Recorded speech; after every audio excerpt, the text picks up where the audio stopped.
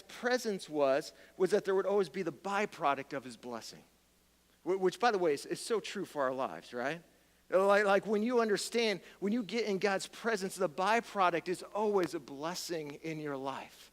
There's blessing. And so he sets out, he's like, man, I want to experience God's blessing, the fullness of his blessing. I want to see it come to our city. I want to see it come to my family. I want to see it come into my life.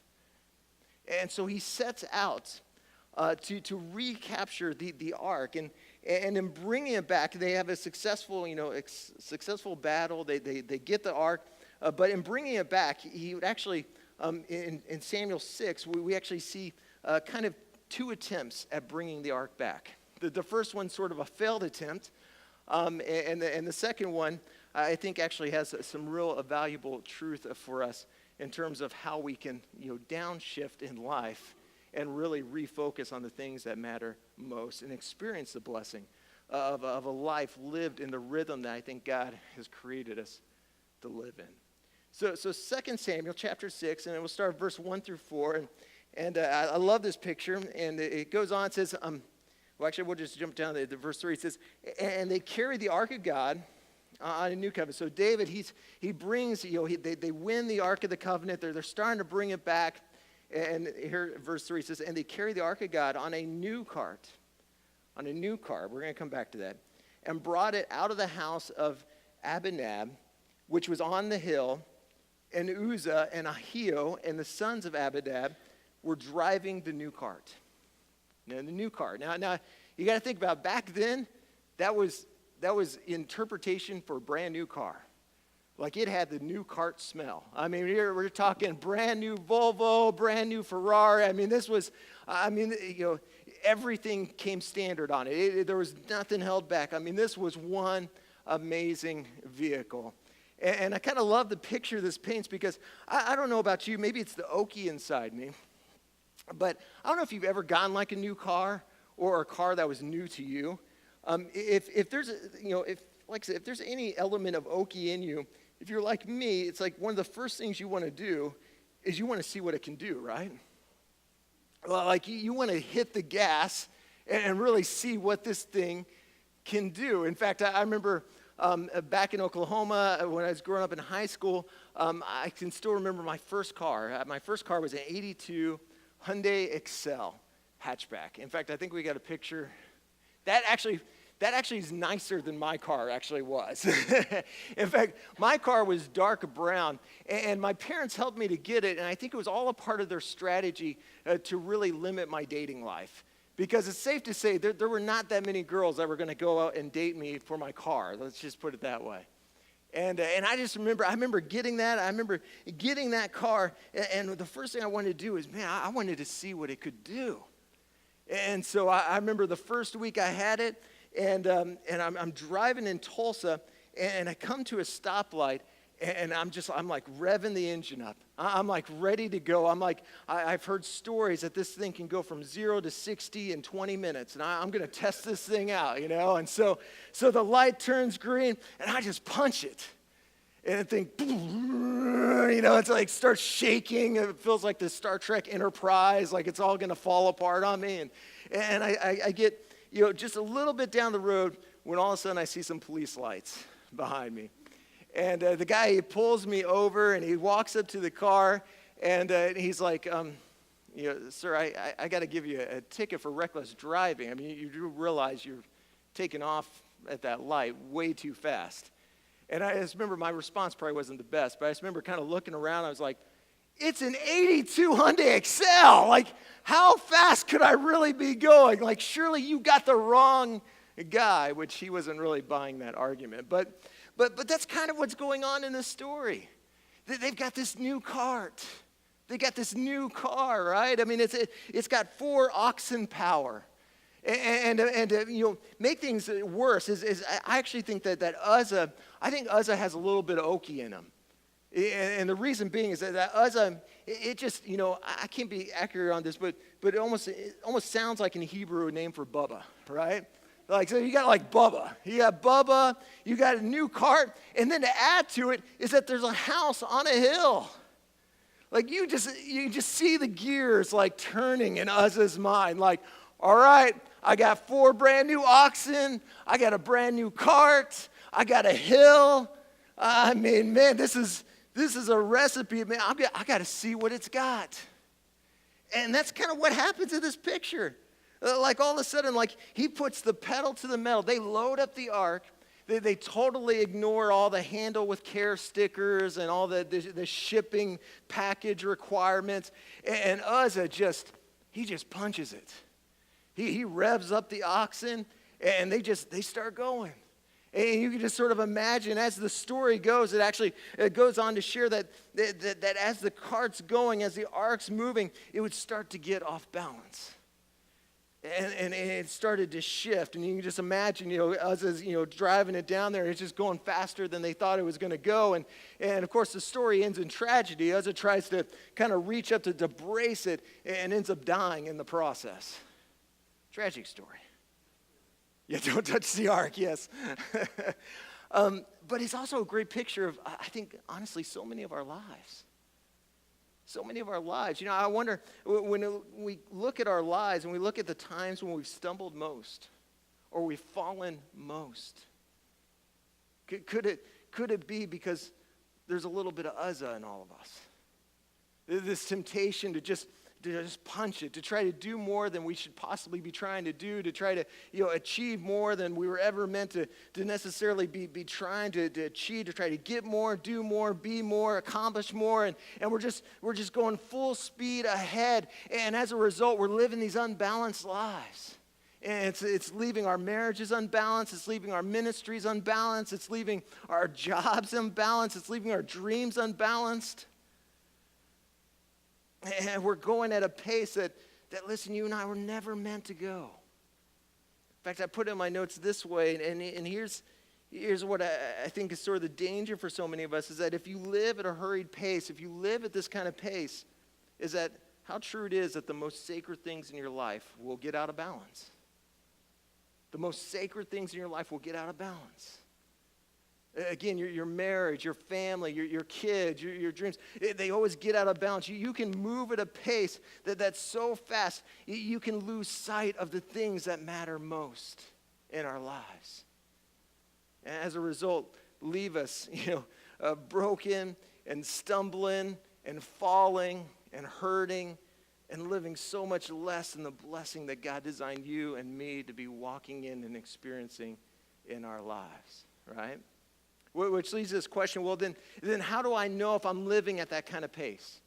How do I know if I'm living at that Uzzah kind of life? Am I living at a pace that's too fast? Well, there's a couple things that I think can kind of speak to this when our pace is sort of outpacing what God has really designed us to kind of walk in and live out. The first thing is you're emotionally up and down. You're emotionally up and down. Think about this way, like emotionally, you're just sort of kind of inconsistent. And this can take on some different forms. Maybe for some of you, it's like you've got a really short fuse. All of a sudden, the kid comes up, wants to play a video game, and it's like, don't you see, I got things I got to do. You just got a short fuse, right? For some of you, it's just your depression. You get down in the dumps and you just find yourself stuck there for so much longer than I think you might typically be stuck there or you were ever meant to be stuck there. You see, there's this connection between our pace and not just our vision, but also our emotions. Job 9:25 puts it this way. It says, my days are swifter than a runner. They fly away without a glimpse of joy. Without a glimpse of joy, right? See, there's a direct relationship for so many of us between the speed of your life and the joy in your life. And look, I know in race cars and roller coasters, right, it's like faster is funner. But in real life, faster isn't funner. In real life, the speed of your life, the pace of your life, it'll suck the very joy out of your life. Think about it this way. Have you ever driven somewhere in a hurry? Like you've been like 10 minutes too late, 10 minutes behind. You got to get to this place. You got to get to that place. You ever been in a hurry? How many of you know there's not a lot of joy in that drive? right? Like you get there and it's just like, like every red light decides to pop up on your way to wherever you're trying to get to. I mean, it's like, oh, red light, another red light. And every weekend RVer, they decide that today, that moment is the day they want to take a vacation out here to the coast. And they want to pull right in front of you going 2 miles an hour in their massive RV. There's not much joy. You're not doing a lot of waving. And if you are, it's much more creative, right? But how about this? You flip it for a little bit. In fact, actually, I would encourage some of you this week, in terms of this connection between hurry and joy. Is how about this? Try just one time this week. Try leaving 30 minutes earlier to some place you got to get to, because I'm telling you, your experience is going to be radically different, right? Like you leave 30 minutes early, when you feel like you got all the time in the world, you're letting driving Miss Daisy, just cut right in front of you. Like, hey, go for it, You're singing, oh, happy day, all in the car. I mean, life is good. There's a joy. See, there's this connection that between our emotions oftentimes and the pace of our lives. And I've shared this with you guys before, but I think one of the most convicting questions that I felt like God really put on my heart happened to me about a year ago. It was just that simple question of, do you like who you're becoming? Do you like who you're becoming? And to be honest, when I look at all the areas of my life where I don't like who I'm becoming, is that at the root of it all, I could see a life that was lived beyond the margin, trying to live on the edge, lived at this pace that I was never created to live at. And the same is true for your life as well. So that's the first thing is, how do you know if you're living a pace that's too fast? You're emotionally up and down. The second thing is you're less productive and fulfilled. You're less productive and fulfilled. You feel like you're doing more and yet accomplishing less. Doing more and yet you don't feel like you're getting anywhere. You're chopping more, and yet the problem is your blade is so dull, it just feels like nothing is happening. And in fact, Solomon kind of puts it this way. Proverbs 21:5, he says, a careful planning puts you ahead in the long run, but hurry and scurry puts you further behind. Further behind. It might almost sound a little counterintuitive to some of us, where it's like, man, faster is always better, more is always better. But the gospel, the Bible in general, is just this whole upside down kind of reality. And this is one of them, is that truth is actually the faster you go, it's not the further you get. In fact, sometimes it's just the opposite. It's just the opposite. The more you hurry and the more you scurry, the more hectic your life becomes. Actually, the less you actually accomplish, at least when it comes to the things that actually matter most, that are actually of true value, of true significance. Here's the third way, how you can know if you're living a life and living at a pace that's way too fast, is that you just can't hear from God. You can't hear from God. Like, just feels like a wall. Sometimes people will come up to me, it's like, man, I just wish God would talk to me. Wish God would speak to me. And yet the challenge with that is that I believe God's already speaking to you. God's continually speaking. God's speaking right now. The problem with a lot of us is why we're not hearing God is not because God's not talking or he's not speaking. It's because we're moving at a pace that's too fast. We can't hear him. We can't hear what's going on. I mean, have you ever tried to carry on a conversation when you're running? Like it's tough. Like, I mean, hey, how's it going? And especially if you're like me, where I run out of breath in first 2 seconds. I mean, it's really hard to do, and especially hard to do without screaming or yelling, right? I mean, yelling loud, like, hey, how's it going? How's the weather? I mean, it's hard to do. And especially hard to do when it comes to our relationship and hearing from God, because actually, when the Bible talks about God speaking to us, he speaks of it, the Bible speaks of him speaking to us through a whisper. Through a whisper. And if you've ever whispered to someone, you gotta get close to them. It's hard to run. You're not going to be running and getting close enough that you can hear a whisper. In fact, actually, God rarely actually even lifts his voice up or yells in the Bible, and when he does, it's typically not good news, right? Kind of like, I remember my parents, every time they raise their voice, I knew it was not a good thing, right?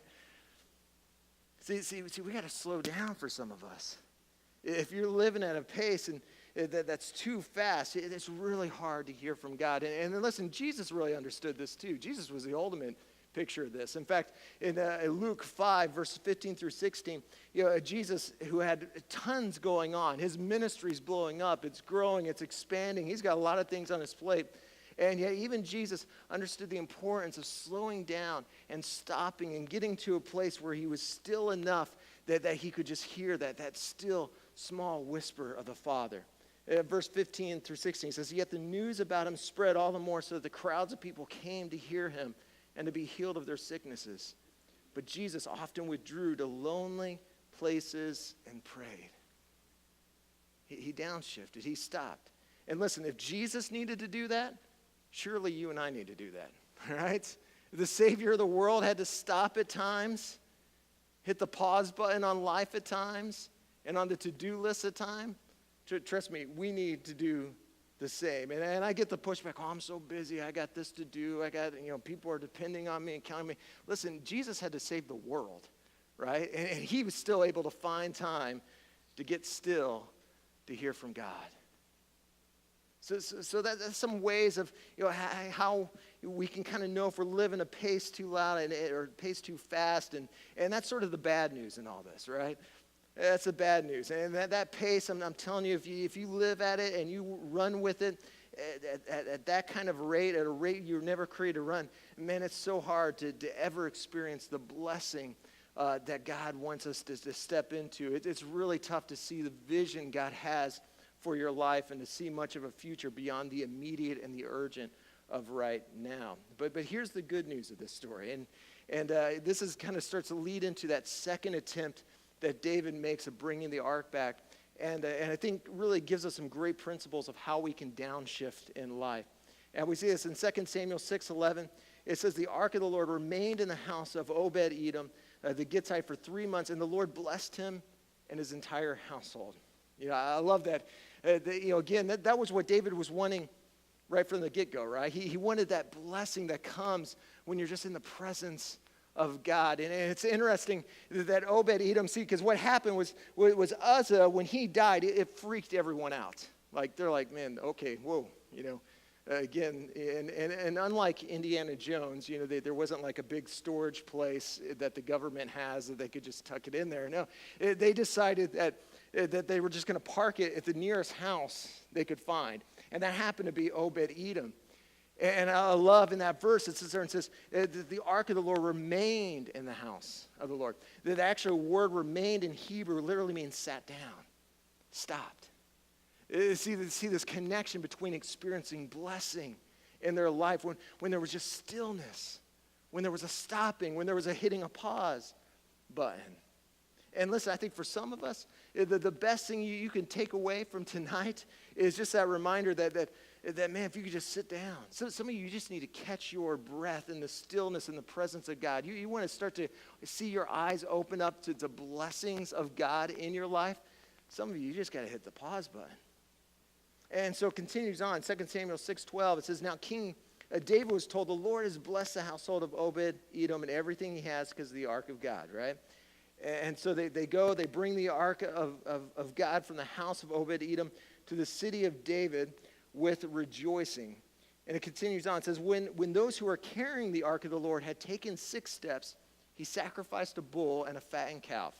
Wearing a linen ephod, David was dancing before the Lord with all his might, while he and all Israel were bringing up the ark of the Lord with shouts and sounds of trumpets. So 3 real quick things to finding blessing through resting. Finding blessing through resting. The first thing we see in this passage is you got to stop the constant drive for more. You got to stop the constant drive and pressure and temptation to constantly think that, man, if I could just get a little bit more, if I could just do a little bit more, if I could just accomplish a little bit more. See, look at 2 Samuel 6:13. Notice what it says. Notice the difference between this time and the last time, where they had the new cart, they're putting pedal to the metal. It's a scene from Fast and Furious. Well, not this time. Verse 13 says, and when those who bore the ark bore the ark. So these are guys that are carrying the ark on their shoulders. They're walking it. Like this is not fast. Like this is slow. Like this is going to take a little bit of time. This is going to be a process. And again, in fact, I put in my notes this way, and what so many of us can take from that, and what we got to get with that is that you got to understand, again, going faster doesn't take you farther. Going faster does not take you farther. And that's a lesson some of us need to learn. And listen, you can learn it one of two ways. Well, like you can learn it by running your life off in a ditch, kind of like Uzzah, and experience the disappointment and the destruction by living a life that's unbalanced, by living a life at a pace you were never created to live, and the destruction that comes with that, messed up, family life, messed up career life. Or you can learn from somebody else's mistakes, a.k.a. David's. And I think David would tell many of us tonight, learn from my mistake. Learn from my mistake. Learn from my mistake of trying to do too much, too fast. See, we got to establish a healthy rhythm. We got to establish a godly, a holy pace. I like what Ecclesiastes 4:6 kind of speaks of, especially when it comes to this kind of stopping the constant drive for more. It says, it is better to have only a little with peace